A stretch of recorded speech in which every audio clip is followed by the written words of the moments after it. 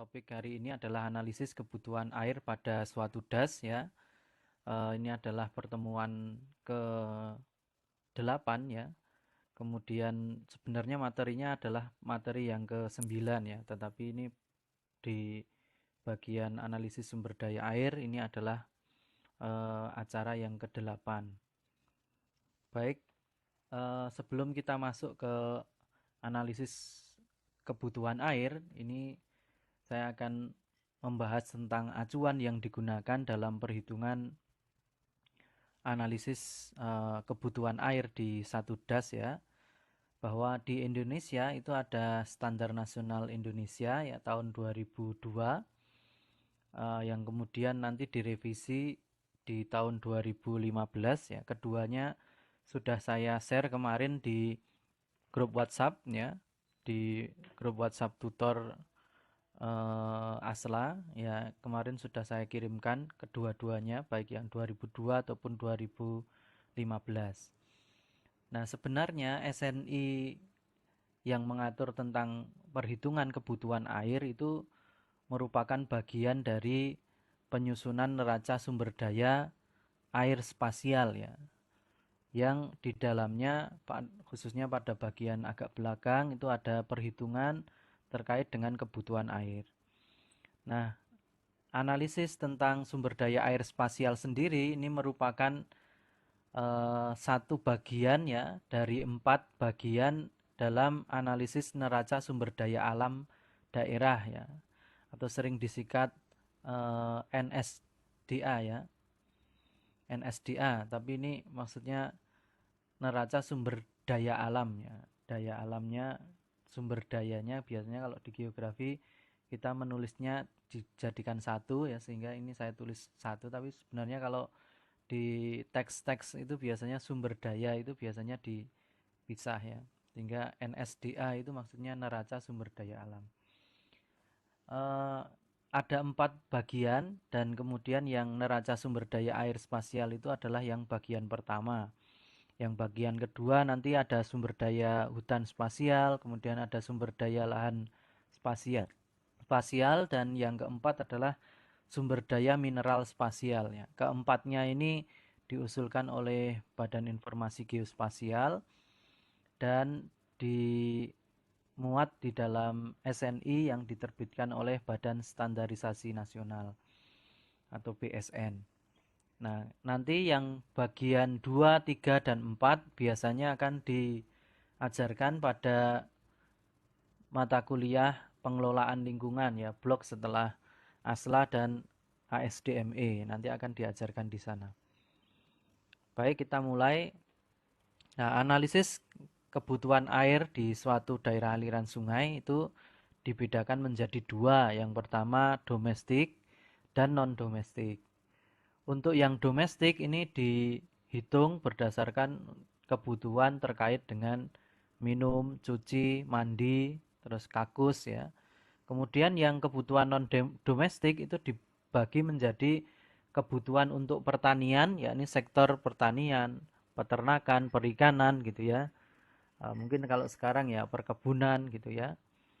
Dan kebutuhan non pertanian ya berupa hotel, perkantoran, industri, rumah sakit, sekolah, dan tempat ibadah. Nah, analisis ini dapat didasarkan pada data kependudukan dari BPS misalnya, pada data kecamatan dalam angka, kemudian pada kabupaten dalam angka, kemudian pada sensus penduduk, atau kemudian pada sensus pertanian, dan sebagainya ya, yang memuat data-data terkait dengan hal tersebut. Juga karena pada perhitungannya beberapa menggunakan nilai luasan, misalnya pada luasan lahan pertanian, kemudian lahan untuk tambak misalnya atau kolam, maka sumber datanya bisa jadi adalah sumber data spasial ya, misalnya dari citra penginderaan jauh atau dari RBI yang merupakan hasil interpretasi dari citra dan sebagainya gitu ya. Nah, tentu kalau Anda ingin yang paling update ya Anda bisa menggunakan citra penginderaan jauh yang saat ini mudah sekali untuk diakses. Baik, yang pertama kita menghitung kebutuhan air domestik, teman-teman. Nah, dalam SNI itu diatur 365 dikalikan HIU dikalikan P ya, di mana P adalah jumlah penduduk atau PK ya. Kemudian KAD ini disimbolkan kebutuhan air domestik gitu ya. Nah, kenapa ada angka 365? 365 itu adalah jumlah hari dalam setahun ya, dianggap 365.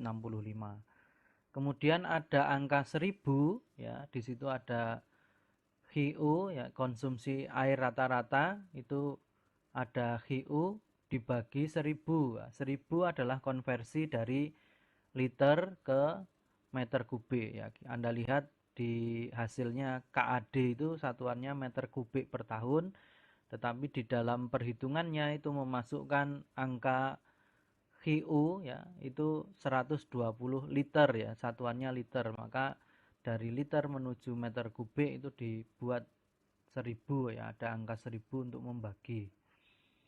Nah, seperti itu kira-kira. Sehingga nanti kalau misalnya di das Anda itu ada bagian yang perkotaan dan ada juga yang perdesaan, maka dihitung sendiri-sendiri, yakni 360 kali ya kebutuhan air perkotaan misalnya 120 liter per orang per hari dibagi 1000 dikali jumlah orang yang ada di perkotaan.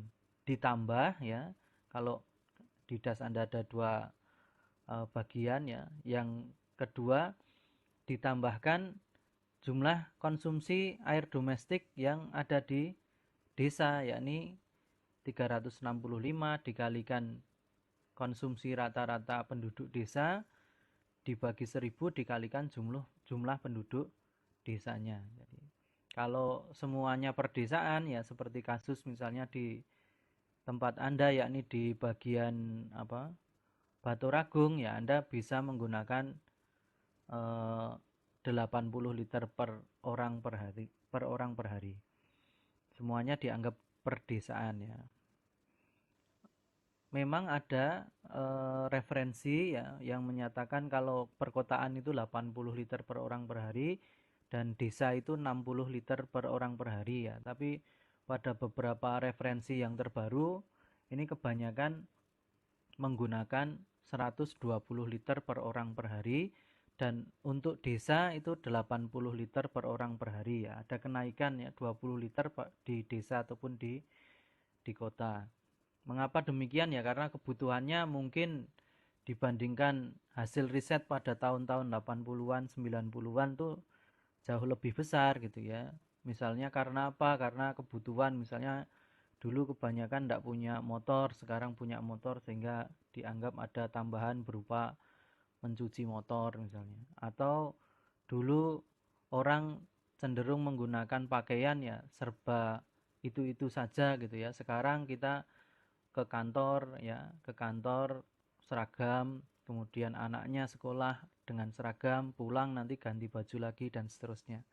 Itu juga menambah jumlah air yang digunakan untuk mencuci ya. Misalnya seperti itu. Apalagi sekarang ya Anda keluar, begitu keluar sampai di rumah mandi ya, kemudian ganti baju, nanti keluar lagi, pulang mandi lagi dan sebagainya ya. Kebutuhannya di masa pandemi tentu lebih banyak gitu ya. Tapi ini untuk standarnya kita menggunakan ini. Baik, kemudian yang berikutnya adalah kebutuhan air untuk pertanian. Nah, ini sebenarnya perhitungannya rumit, teman-teman, tapi di sini karena tidak memungkinkan Anda untuk kegiatan lapangan, maka kemudian menggunakan data sekunder. Nah, kalau Anda mencari referensi-referensi tentang kebutuhan air untuk pertanian, ya nanti Anda untuk pengayaan silahkan mencari ya, kira-kira seperti apa sih caranya untuk menghitung ini gitu ya. Bahkan ada beberapa skripsi, tesis itu menghitung kebutuhan air untuk pertanian ini secara sangat rinci gitu ya. Nah, ini kebutuhannya sebenarnya kebutuhan air untuk pertanian itu yang pertama ini tentang kebutuhan air untuk penyiapan lahan itu berapa. Kemudian kebutuhan air saat menanam sampai dengan hampir panen. Kemudian saat panen, kemudian saat bero ya tentu beda-beda ya. Kemudian tentu menghitung infiltrasinya berapa, terus evapotranspirasinya berapa bergantung pada jenis tanaman, sehingga Anda mungkin kenal metode evapotranspirasi Benny Criddle ya, misalnya itu ya. Itu kan didasarkan pada nilai Kc ya, koefisien evaporasi tanaman ya. Itu jenis padinya lain, nanti evaporasinya lain ya. Untuk infiltrasi juga tergantung pada jenis tanahnya. Tanahnya berbeda, infiltrasinya berbeda gitu ya. Kemudian nanti masih menghitung efisiensi dari saluran irigasi misalnya. Nah, itu dari input yang masuk ke saluran irigasi itu misalnya dianggap 100%, nanti sampai di sawah itu berapa persen, sehingga nanti perlu dihitung jumlah air yang hilang selama perjalanan dari intake irigasi menuju ke outlet irigasi. Nah, ini juga menjadikan perhitungan untuk pertanian itu seringkali cukup rumit ya, seperti itu. Ya, meskipun sekarang sudah ada teknologi-teknologi irigasi yang lebih hemat air, yakni irigasi tetes ya, menggunakan selang-selang gitu ya. Sehingga tidak ada air yang hilang melalui proses infiltrasi dan proses evaporasi ya, evaporasi selama perjalanan. Ya, kira-kira demikian teman-teman. Nah, dalam perhitungan yang praktikum analisis sumber daya lahan dan air ini, rekan-rekan hanya menggunakan ini standar penggunaan air persawahan ya, dan ladang ya, ini dianggap sama, yakni 1 liter per hektar per hari, atau ada juga yang menggunakan nilai 1,2 liter per hektar per hari ya.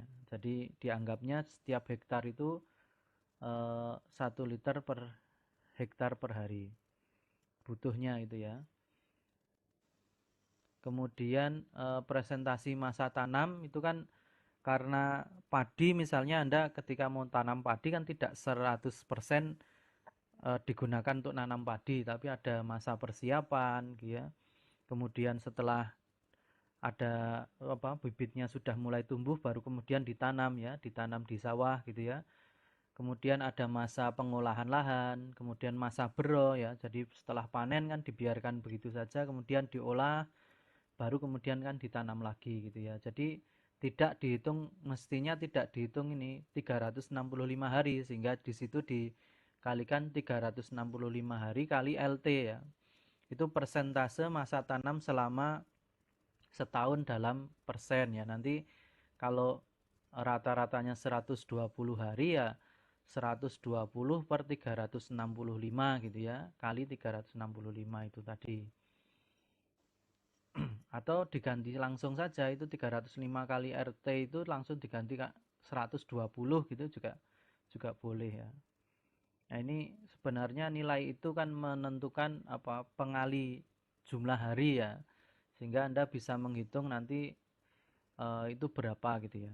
Pada kondisi penelitian yang sebenarnya itu rekan-rekan mestinya survei ya, survei lapangan, kemudian menanyakan ya, ini jenis padi yang digunakan apa, kemudian ditanamnya berapa hari gitu ya. Ada yang 90 hari, ada yang 100 hari, ada yang 110 hari dan sebagainya, bergantung jenis padinya misalnya. Kemudian pola tanamnya bagaimana? Apakah padi ya, misalnya salurannya irigasi. Kalau tidak irigasi misalnya ternyata padi palawija bero atau padi bero gitu ya. Itu bisa juga, sehingga nanti jumlah harinya akan berbeda antara satu lokasi dengan lokasi yang lain ya. Ini harusnya survei lapangan ya. Tapi karena tidak ya dianggap saja jumlah harinya 120 hari. Nah, kemudian untuk kebutuhan air untuk perikanan ya, ini juga sama. Ini kebutuhan air untuk perikanan itu dirumuskan 365 itu jumlah harinya dibagi 1000, konversi dari liter ke meter kubik, dikalikan kebutuhan air untuk perikanan tuh rata-rata 4,91 liter per hari, dikalikan luas kolam atau luas tambak. Nah, luas kolam atau luas tambak ini umumnya diambil dari data citra penginderaan jauh ya. Kecuali kalau di BPS ada ya, biasanya di BPS juga ada luasan kolam gitu ya. Kalau tidak ada, Anda harus digitasi ya, digitasi atau melihat pada data SHP misalnya penggunaan lahan. Ini biasanya ada untuk wilayah-wilayah yang terutama daerah pantai gitu ya. Untuk daerah-daerah pedesaan tuh seringkali tidak didigit ya, masuk di permukiman, poligon permukiman, sehingga seringkali tidak nampak gitu ya. Sehingga ini kalau penelitian betul ya, Anda survei lapangan, kalau ada kemudian didigit gitu ya, di citra penginderaan jauh yang resolusinya tinggi misalnya. Nah, ini juga saya beri warna merah untuk 365. Kenapa? Karena pada kenyataannya ya, ikan di kolam itu tidak semuanya dipelihara selama 365 hari penuh gitu ya. Misalnya Anda budidaya lele ya, 3-4 bulan sudah panen, maka nanti setelah panen kan airnya dikuras, kemudian dibersihkan kolamnya, kemudian ada masa persiapan kolam untuk budidaya lagi. Nah, ini nanti kan akan mengurangi jumlah hari yang digunakan selama 1 tahun ya. Tapi berbeda kalau misalnya Anda menggunakan jenis ikannya nila gitu ya, misalnya 5-6 bulan biasanya. Kalau gurame ya bisa sampai 1 tahun itu full ada airnya terus gitu ya, sehingga perhitungan ini ya mestinya ini dihitung berdasarkan realitas yang ada di lapangan tuh, komoditasnya apa, kemudian perlakuan terhadap kolam seperti apa dan sebagainya. Nah, kemudian ini kebutuhan untuk peternakan juga sama, ini saya beri warna merah ya, 365-nya. Nanti saya jelaskan mengapa, tapi yang pertama untuk yang peternakan ini spesial ya, Anda harus menghitung berapa jumlah ternak untuk hewan yang besar, untuk hewan yang sedang dan yang kecil ya. Yang sedang misalnya, yang besar misalnya sapi dan kerbau ya. Kemudian atau kalau ada ya kuda misalnya. Kemudian yang sedang itu kambing, domba, babi ya. Kemudian pada hewan yang dianggap kecil itu misalnya unggas ya. Di sini misalnya pada sapi dan kerbau itu sehari diperkirakan membutuhkan 40 liter per ekor per hari. Kemudian untuk kambing, domba dan babi itu 5 liter per ekor per hari, dan untuk unggas atau ternak kecil itu 0,6 liter per ekor per hari. Nanti rumusnya di bagian atas itu 365 per 1000 ya, kali ini kebutuhan air rata-rata untuk hewan besar dikalikan jumlahnya berapa ditambah dengan jumlah hewan yang sedang dikalikan kebutuhannya berapa dikalikan yang kecil ditambah yang kecil, kemudian masing-masing hewan yang kecil ini tadi membutuhkan air berapa untuk perharinya. Nah, ini biasanya overestimate kalau menggunakan data dari BPS ya, bukan karena datanya salah, tapi kita memaknai datanya yang keliru ya. Kenapa? Karena misalnya begini, kalau yang umumnya ya, yang di data di BPS itu yang paling berpengaruh besar itu kalau misalnya unggas, itu adalah peternakan-peternakan ayam misalnya, yang jumlahnya ratusan ribu atau mungkin 10 ribuan gitu ya, puluhan ribu, itu dianggap hidup selama langsung dikalikan 365. Padahal untuk masing-masing individu unggas atau ayam itu kan hidupnya tidak sampai 1 tahun ya. Sebelum itu sudah dijual, bahkan mungkin hanya 3 bulan sampai 4 bulan gitu ya. Nah, sehingga ini kalau survei betulan nih harusnya dicek ya, apakah yang dipelihara itu ayamnya itu ayam petelur ya. Kalau ayam petelur kan relatif lama ya. Atau dia daging ya, kalau daging kan relatif lebih pendek ya, tidak perlu misalnya hanya perlu 3-4 bulan gitu ya, sudah cukup dipanen ya. Begitu juga kambing kan biasanya malah kita kalau jajan sate itu kan ada bali bulan itu bawah 5 bulan misalnya. Nah, apakah kemudian yang di sini juga seperti itu ya? Mestinya harus disurvei ya. Artinya ternak-ternak itu kan sebenarnya tidak hidup selama 1 tahun ya, sehingga kebutuhan airnya juga tidak harus dikalikan 365 hari. Nah, ini penting ya di dalam analisis ya. Misalnya nanti untuk perhitungan yang apa? Yang menggunakan data sekunder itu untuk unggas nanti Anda menggunakan selama setahun itu ya nanti 365 per 3 gitu ya. Jadi dianggap 4 tahun ya. 4 bulan, mohon maaf. Dipelihara 4 bulan. Untuk kambing misalnya 6 bulan gitu ya. Kemudian untuk sapi 1 tahun ya, boleh lah gitu ya. Nah, itu nanti dimodifikasi seperti itu ya teman-teman ya. Sehingga tidak murni menggunakan rumus dari SNI ini ya. Karena apa? Karena nanti akan overestimate. Bayangkan nanti jumlah yang unggas ini dikalikan ada beberapa peternakan, misalnya 5 peternakan nanti jumlahnya jadi ratusan ribu ya, karena dia melaporkan jumlah unggas yang dia panen selama 1 tahun gitu ya, padahal masing-masing unggas hanya hidup tidak sampai 4 bulan ya, mungkin hanya 3 sampai 4 bulan itu saja gitu ya, sehingga ini perlu kejelian dalam perhitungannya. Berikutnya air untuk industri ya, ini dengan pendekatan ya, pendekatannya apa? Jumlah karyawan. Nah, ini kalau dengan jumlah karyawan ya tentu yang dihitung itu sebenarnya hanya domestik ya. Sebenarnya domestik tapi yang ada di dalam industri ya. Itu dikurangi mandi. Nah, sehingga nanti dia hanya menggunakan 10 liter per orang per hari. Pada kenyataannya ya misalnya untuk industri itu yang lebih banyak kan sebenarnya kebutuhan airnya itu bukan untuk itu ya, bukan untuk kalau industrinya besar, apalagi pabrik misalnya yang industrinya berat ya, pengolahan dan sebagainya, tentu bukan bukan jumlah karyawannya itu yang banyak gitu ya. Misalnya saya pernah menghitung ya tahun lalu menghitung kebutuhan air untuk produksi semen ya misalnya ya.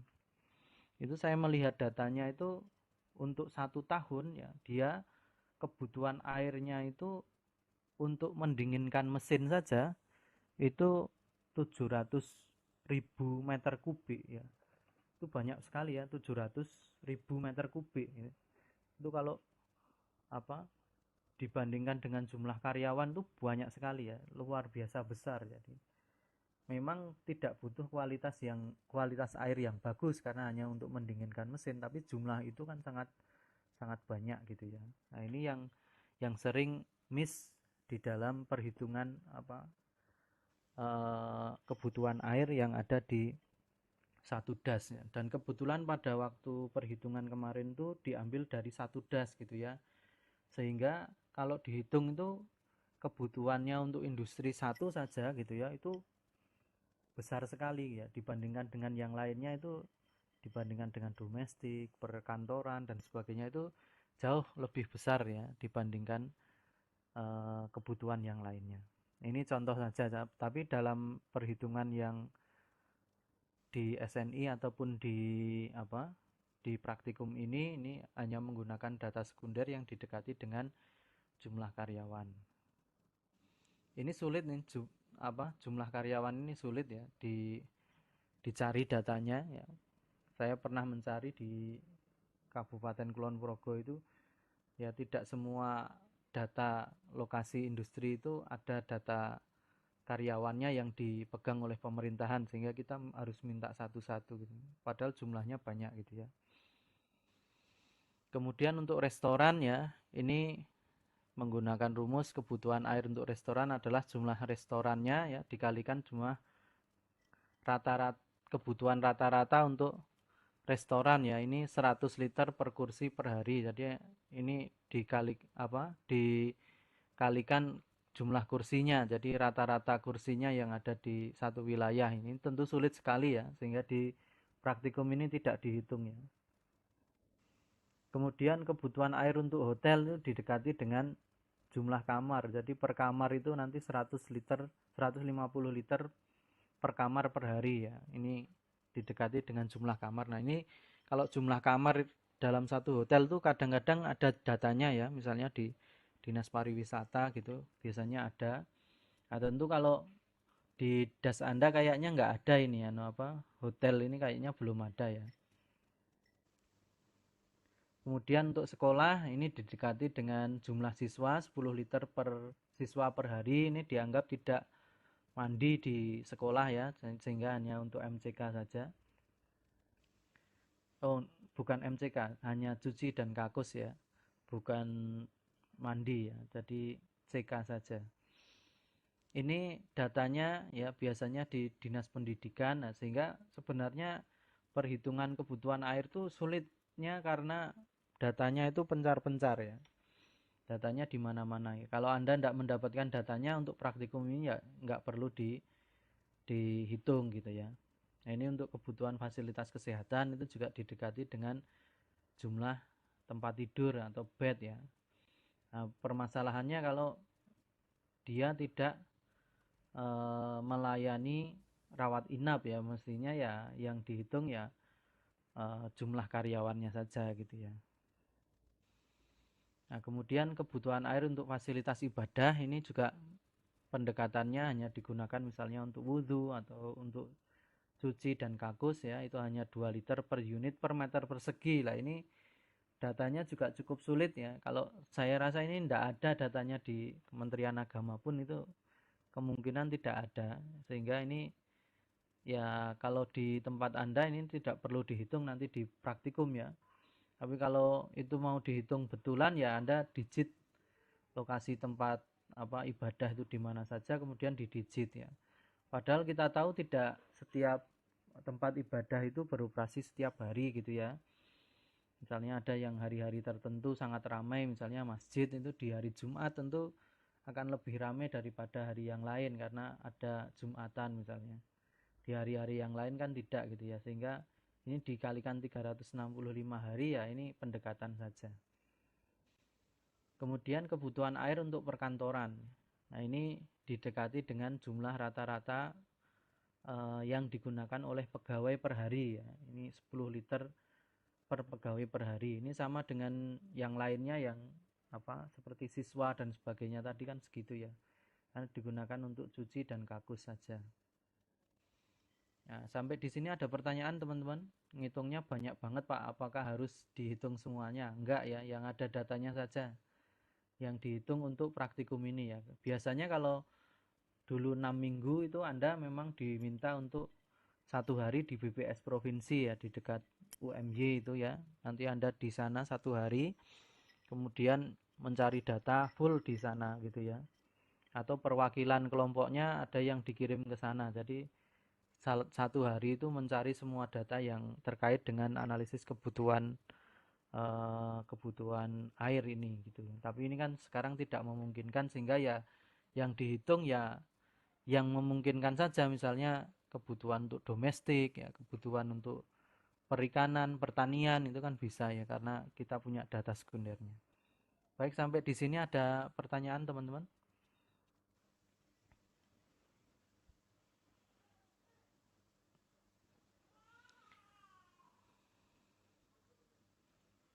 Ya, data yang digunakan untuk kebutuhan air bukan data hujan yang kemarin, tapi menggunakan data yang sekarang ya, data yang terbaru. Ini kan yang ditanyakan data hujannya kan 79 sampai 2013, itu yang disandingkan nanti dengan kebutuhan yang mana ya. Pengertiannya iklim kan kita sebenarnya tidak mengenal datanya harus baru, tapi datanya sepanjang apa kan gitu ya. Sehingga apakah data itu bisa kita gunakan sebagai perwakilan data iklim satu wilayah kan gitu ya. Jadi sebenarnya kalau datanya 79 sampai 2013 ya karena dalam asumsi hidrologi itu 30 tahun itu sudah menunjukkan rata-rata kondisi iklim, maka digunakan kapanpun ya tidak masalah gitu ya. Kecuali kalau Anda mau pemodelan perubahan iklim ya, ini lain ya. Tapi kalau Anda hanya menganalisis kondisi iklim seperti kondisi saat ini. Anda mau melakukan kajian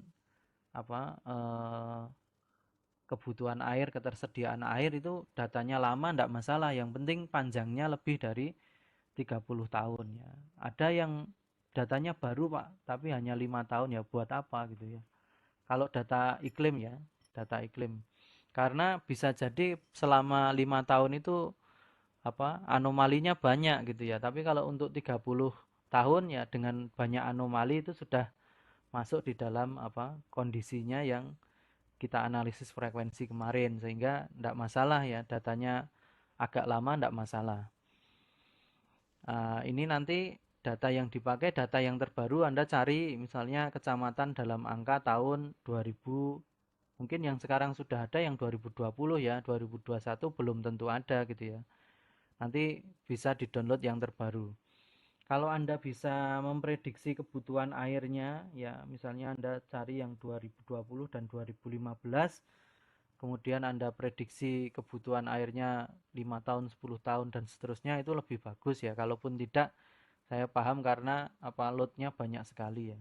Tapi beberapa kakak angkatan Anda itu bisa mensimulasikan sampai 50 tahun ya, berdasarkan eh, pertumbuhan dari jumlah penduduk ya, pertumbuhan dari kebutuhan untuk ternak, perikanan ya, dan juga untuk pertanian ya, seperti itu. Mungkin ada pertanyaan yang lain selain dari Mbak Nabila ini? Nggih, perhitungan kebutuhan air menggunakan data yang terbaru. Nanti kalau ada yang 2021 ya misalnya adalah ada yang penelitian atau memang sudah publish ya, bisa digunakan. Tapi kalau tidak ada ya nanti Anda menggunakan yang 2020 ya. Kalau data kependudukan dan sebagainya ini perhitungannya harus terbaru. Kenapa? Karena dia kan tidak terus harus rata-rata 30 tahun, tapi dia jumlah yang existing sekarang gitu ya. Kalau Anda mau prediksi ya, kan prediksi juga hanya misalnya 5 tahun ya, 5 tahun yang lalu dengan data yang sekarang. Prediksi ini kan dalam dalam asumsinya dia bahwa pertumbuhannya linier ya, sehingga nanti jumlah-jumlah kebutuhan itu, jumlah ternak dan sebagainya juga dianggap linier gitu ya. Padahal datanya kan untuk ternak dan sebagainya itu seringkali ya bergantung pada kebutuhan pasar ya. Kadang-kadang Anda kajiannya di DAS ini, kemudian datanya misalnya ternak dan sebagainya itu kan dianggap bahwa di situ itu ya digunakan untuk memenuhi kebutuhan DAS itu ya, walaupun sebenarnya kan enggak ya, dijualnya kan bisa di luar gitu ya, sehingga ini agak bias ya, tapi enggak apa-apa, ini kan kemarin kita sebutkan model ya, sebagai model. Baik, ada pertanyaan yang lain? Mas Firdaus Alif Rahmadan, ada pertanyaan? Belum ada Pak. Oke, kemudian Imbang Ayu Setyastuti, ada pertanyaan? Pak. Belum, oke. Saya lanjutkan berarti. Nah, sekarang yang menjadi masalah ketika analisisnya DAS kan sama seperti yang hujan kemarin ya. Datanya berupa administratif, di sisi yang lain kita membutuhkan perhitungan itu di dalam DAS itu berapa jumlahnya kan gitu ya. Nah, misalnya ini jumlah penduduk ya, jumlah penduduk pada satu DAS. Ini kan DAS-nya misalnya saya gambarkan memotong 3 administratif ya, desa A, desa B, dan desa C. Maka bagaimana cara menghitung jumlah penduduk di DAS itu gitu ya. Nah, caranya di rata timbang seperti isohyet, menghitung isohyet atau menghitung polygon Thiessen, itu kan semuanya dengan rata timbang itu. Nah, itu caranya misalnya untuk menghitung jumlah penduduk desa A yang ada di dalam DAS. Itu jumlah penduduk ya desa A dikalikan ya luas desa A di dalam DAS dibagi luas total desa A. Nah, itu nanti ketemu jumlah penduduk desa A di dalam DAS. Berikutnya yang desa B juga begitu ya. Jumlah penduduk desa B di dalam DAS itu sama dengan jumlah penduduk desa B total dikalikan luas desa B di dalam das dibagi jumlah luas desa B total. Begitu juga untuk desa C, nanti dihitung seperti itu. Nah, pendekatan ini dikritik karena lah kalau misalnya yang masuk das itu tidak ada yang permukiman, apa iya kita menghitung jumlah penduduknya itu dengan cara yang seperti itu gitu ya. Karena bukannya penduduk itu tinggalnya di permukiman gitu ya. Misalnya desa A yang bagian das itu kan misalnya ngalirnya dasnya itu ngalirnya ke bawah ini ke arah desa C. Itu desa A dan desa B kemungkinan kan pegunungan-pegunungan ya misalnya, dan nggak ada permukimannya ya, terus gimana ya? Kalau begitu bisa dimodifikasi dengan apa? Nanti yang dihitung hanya luas permukimannya saja gitu ya. Luas permukimannya saja. Misalnya nanti jumlah penduduk desa A itu sama dengan jumlah penduduk desa A total ya dikalikan dengan luas permukiman desa A yang ada di dalam das dibagi luas permukiman total dari desa A ya. Seperti itu ya. Jadi nanti yang dihitung dengan permukimannya saja sebagai pendekatan yang lebih rinci bahwa manusia dianggap hanya tinggal di permukiman saja gitu ya. Tidak ada yang tinggal di non permukiman atau penggunaan lahan non permukiman. Jadi nanti lebih rinci ya seperti itu. Kira-kira demikian teman-teman. Ya nanti untuk ternak dan sebagainya juga dengan cara seperti itu. Jadi karena datanya das ya, nanti ya kalau ternak ya kalau enggak punya data plotting lokasi peternakan misalnya ya Anda menggunakan persen luas tadi. Enggak apa-apa, seperti itu kan pendekatan ya. Syukur kalau ada untuk peternakan itu kalau ada datanya lokasi ya itu bagus, tapi kan kalau sekunder seperti ini ya sulit ya. Apakah data-data seperti itu kan kemungkinan tidak ada. Nah, kira-kira demikian teman-teman untuk perhitungan kebutuhan air di dalam das. Nanti Anda hitung mana yang mungkin ya, tapi paling tidak Anda menghitung ini domestik ya, domestik, kemudian pertanian ini kan mungkin dihitung, kemudian perikanan juga mungkin dihitung ya, kemudian peternakan. Di tempat saya tidak ada kolamnya Pak, ya sudah dikosongi saja gitu ya. Peternakan nanti coba Anda cari datanya ya, secara online, kalau tidak ada ya tidak apa-apa. Kira-kira seperti itu teman-teman. Yang lainnya tidak perlu ya, yang sekolah, perhotelan, fasilitas kesehatan, ibadah tidak perlu, hanya tadi yang 4 tadi saja. Kira-kira demikian teman-teman. Kalau ada pertanyaan monggo silahkan.